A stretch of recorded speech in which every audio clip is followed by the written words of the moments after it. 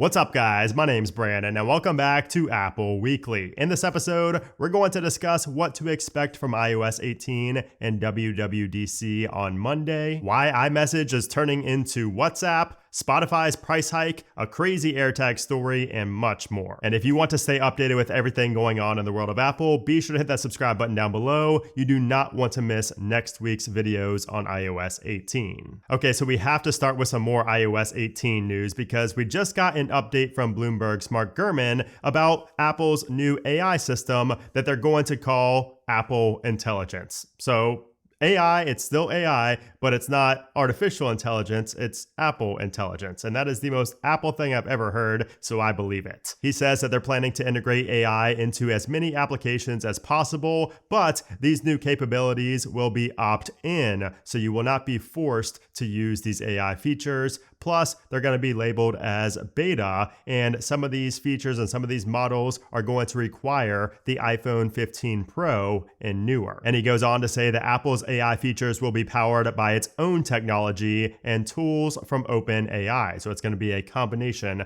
of both of them, but I'm sure since it's Apple, the big focus is going to be on privacy. Now, notice how he mentions OpenAI, and that's because we have more confirmation that Apple's deal with OpenAI to bring ChatGPT to the iPhone has been completed. Now, neither company has publicly announced this, so that makes me think that we might actually be seeing an announcement at WWDC on Monday. And if that happens, that will be huge because we've heard for months now to not expect this announcement at the event. It's going to come sometime later in the year, but now we've been hearing tons of, details about this, so I would not be surprised to see that announced on Monday. And what's interesting is that Apple might not be only using OpenAI and ChatGPT. He says, though Apple remains in talks with Google about using Gemini in its devices, Apple reached an agreement with OpenAI first. In the end, Apple may offer a number of third-party chatbots, but it's negotiating the deals on a case-by-case basis. Apple picked OpenAI because they got better business terms than Google was offering, and Apple believes that OpenAI's technology is the best available on the market. And another reason they chose OpenAI is because integrating Google AI into the iPhone might give the impression that Apple's biggest technology rival had beat it in a vital new area. And then we also got some details on iOS 18's Mail application and some of the AI features it's going to be getting, such as auto categorization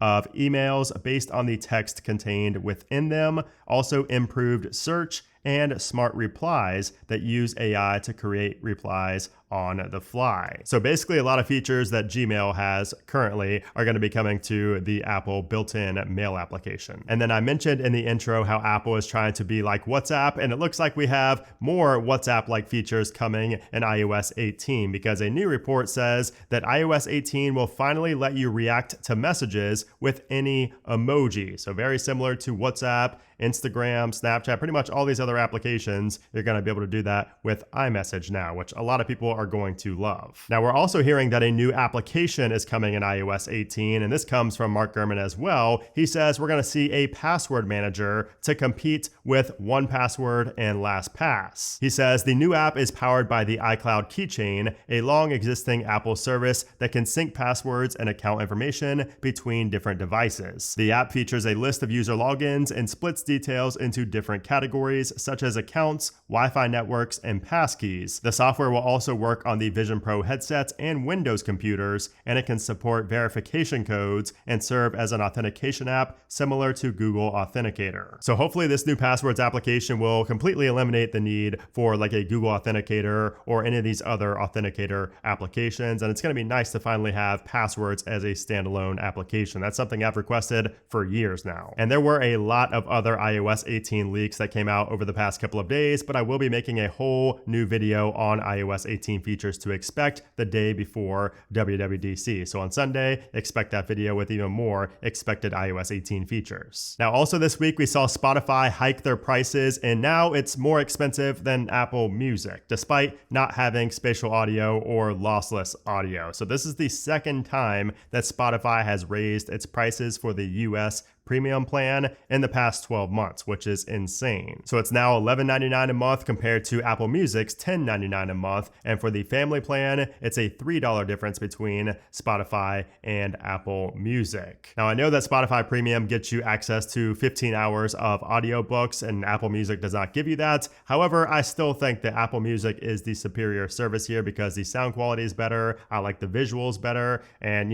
just disclaimer, I have a subscription to both Spotify Premium and to Apple Music, but I prefer Apple Music, and I can see a lot of people kind of canceling their Spotify after this second price hike and just going over to Apple Music. But I could be wrong. What do you think? Do you think Spotify Premium or Apple Music is better? And speaking of prices, there's a new promotion for the Apple Card right now at Ace Hardware. I actually just recently took advantage of this. You can now get 6% back for a limited time. So if you needed to get any type of equipment for around the house, now is the time to go to Ace Hardware with your Apple Card to get that 6% back. So you know how the New York Times has Wordle and how Apple News has the crossword puzzles and all the other different puzzle applications? Well, even Uber is now getting into the mini games sector because they are planning to add mini games to the iPhone app to play during a ride. And it's crazy because LinkedIn actually just recently added games to their platform as well. And now Uber, of all people, is adding a game section to their application. That's a big moneymaker, as we've seen with the New York Times, but I just thought that was pretty funny. And speaking of cars, this week, Rivian announced their new R1S and R1T vehicles. These are the refreshed models, and they now support Apple Car Keys for unlocking the car doors with the wallet application. And it works for the Apple Watch as well. So if you hold your Apple Watch or your phone up to the doors, it will unlock the car. If you're an Apple Arcade subscriber, some new games just dropped on Thursday. So Rabbids Legends of the Multiverse, Return to Monkey Island Plus,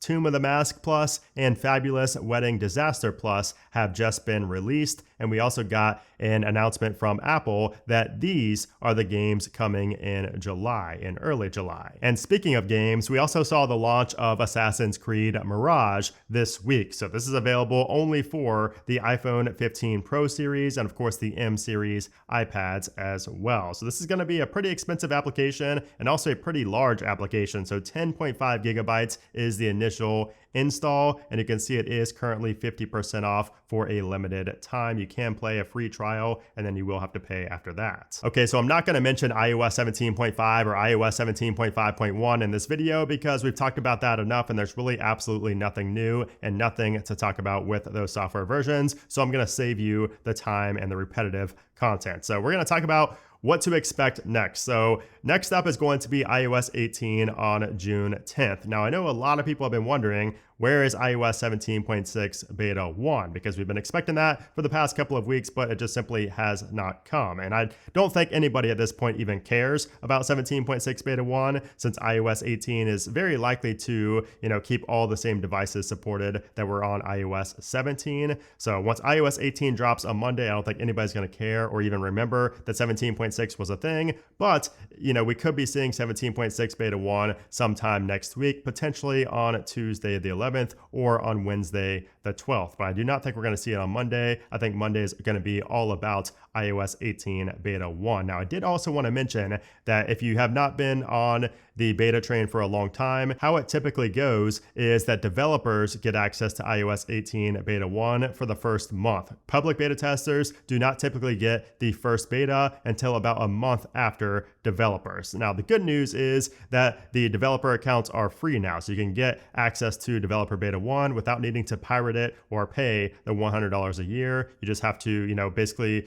be signed up as a developer, which if you already have the betas now, then you don't have to do anything. You should see the prompt when iOS 18 beta 1 gets released. And I'll talk more about that in the live stream on Monday when it actually gets pushed out to everybody. We'll walk through how to get it on your device. Now, speaking of WWDC on Monday, can we expect to see any new hardware at this event? Because if you remember early on, we saw reports that Apple's going to be releasing a new Apple TV in the first half of 2024. That's what Mark Gurman and Bloomberg said for a while, but now he's going back on that and saying to not expect any hardware hardware at the event. Now, that doesn't mean that we're not going to see anything. Not every rumor turns out to be true, but we're not expecting to see any hardware at this event. I don't think we're going to see any Macs. I think if we see anything at this event, we're probably just going to see like a minor refresh to some product. I don't even know what it could be. So, an Apple TV is possible, a HomePod is possible, maybe a Mac is possible, but at this point, I'm not really holding my breath for any products to be announced. I think Apple knows, and the whole world knows at this point, that AI and software is going to be the focus, and that's going to be the only thing that people are tuning in to this event for. But as far as the next big Apple event, which is going to be the iPhone 16 launch and the Apple Watch Series 10 launch, we are now hearing that the Apple Watch Series 10 or the Apple Watch X, whatever it's going to be called, is going to have a blood pressure sensor, and one of the main watchOS 11 features is going to be, quote, improved blood pressure data management. So Gurman says the health app is getting some upgrades, including improved blood pressure data management and preparation for future Apple Watches to have hypertension detection. And speaking of the Apple Watch, the Dexcom G7 now lets you monitor real-time blood sugar on the Apple Watch once you have it paired. So if you have a Dexcom G7 and you have an Apple Watch, you'll now be able to see in real time the blood sugar levels from your Apple Watch, which is awesome if you are a diabetic. Now, also this week, Apple officially labeled the iPhone 5S as an obsolete device, which means the Apple stores no longer offer repairs for that device. And they also now classify the iPod Touch 6th generation as vintage, which that just means that more than 5 years have passed since Apple stopped selling that device. And then speaking of years of support, we also saw some pretty interesting news this week about Apple promising 5 years of iPhone security updates. So this came out for the first time ever from Apple, and this was due to a UK legal requirement. Apple had to reveal its commitment to how long they're basically going to offer software updates, and they said that they're going to commit to a minimum of 5 years of iPhone software updates from the date a device is released. Now, you might be saying that's not a lot. We've seen a lot more than that from Apple, and that would be true. And actually, if you look at Samsung and Google devices, they currently guarantee a minimum of 7 years of security updates. So on paper, you would think that Samsung and Google devices last longer than iPhones, but it's much different in the real world, because if you take a look at just earlier this year, actually, I believe it was in March, we saw an update for the iPhone 6S, which launched 9 years ago. So Apple typically under promises and over delivers. But it's been pretty interesting to see Apple officially come out and classify how long a device should last at a minimum, which now we know is a minimum of 5 years, but it's probably going to be more for pretty much every device. Also this week, we saw an interesting report from The Verge that shows that many of Apple's recent devices have a secret home radio inside. So this is an unannounced Thread radio that's inside of the latest iPad Pro, iPad Air, MacBook Pro, and also the new M3 iMacs. Now, we already know that Thread is the wireless protocol for Matter, which is how all of our devices connect together in a smart home, but Apple never announced that these products that came out last year and into this year had Thread built inside. And The Verge had a theory that said it's possible Apple is planning to turn your Mac or iPad into a home hub, but iPads used to be home hubs, and the company discontinued that capability for its new Apple Home architecture. But those iPads did not have Thread radios. So we don't exactly know what Apple's big plan is for having Thread radios in pretty much every one of their latest devices, but it seems like in the future they will play a pretty vital role in whatever Apple has planned. And then just as tradition, we have another crazy AirTag story. So this time, a woman in the Fort Lauderdale Hollywood International Airport stood at baggage claim with everybody else, waiting on her luggage to arrive from her Spirit Airlines flight. That was her first mistake. But after waiting for over 2 hours, it never showed up. She said that she always carries her pink hardshell suitcase on board with her, but this time she was forced to check it. And inside that suitcase was a gold mine for thieves. It had a MacBook, 2 Apple Watches, an iPad, jewelry, and designer clothes. And as you can probably assume, all of those items were stolen when a Spirit employee was caught on video taking the suitcase to the back, stealing all of the goods, and then closing it back up and placing it in a clear bag to be shipped back to the victim's home. But back in the terminal and unaware of the theft, Spirit Airlines employees told the lady not to worry and that they'll send the luggage back to her house. So the next morning rolls around and her Apple Watch has started popping up in the Find My application at a random person's house 15 minutes from the airport. So since she had a test that day and needed her MacBook, she paid this house a visit on her own. Now, when she arrived, she saw suitcases all over the place. So she started taking video and called 911. So once the police arrived, a Broward County detective put that address of that house through an internal airport database and found the thief. He worked for a company that operates retail stores inside of the airport, so he didn't necessarily work directly with Spirit. But by the time police arrived to the house to get the stolen goods back, they realized they had already gotten rid of the items. The thief already sold the items, so it's definitely not his first or second time doing this. However, he was arrested and charged with grand theft, but the police never recovered her items. But it gets worse because Spirit Airlines gave a statement on the situation. They gave a statement to the news saying, quote, "We issued a reimbursement check to the guest as a courtesy, even though we are not currently aware of any evidence that any Spirit employee was involved." I'm sorry, what? But giving somebody their money back as a courtesy, even if your employee, even if it wasn't a direct employee to you, this was your airline and your situation. So to say that they offered compensation as a courtesy to the customer is terrible. That is an awful response. That should be a mandatory thing, not a courtesy. So yeah, we already know that Spirit Airlines is terrible and I would recommend not flying Spirit at all costs, but this just proves yet again why it's so good to have, even if you don't have an AirTag necessarily, it's so good to always pay attention to the Find My application if you are missing an Apple Watch, an iPhone, any Apple product that has Find My built in, because it could lead to the thief getting arrested and hopefully getting your item or items back. So that's the episode. I hope you guys enjoyed this one. If you did, I would appreciate if you gave it a thumbs up, and I will see you guys next week.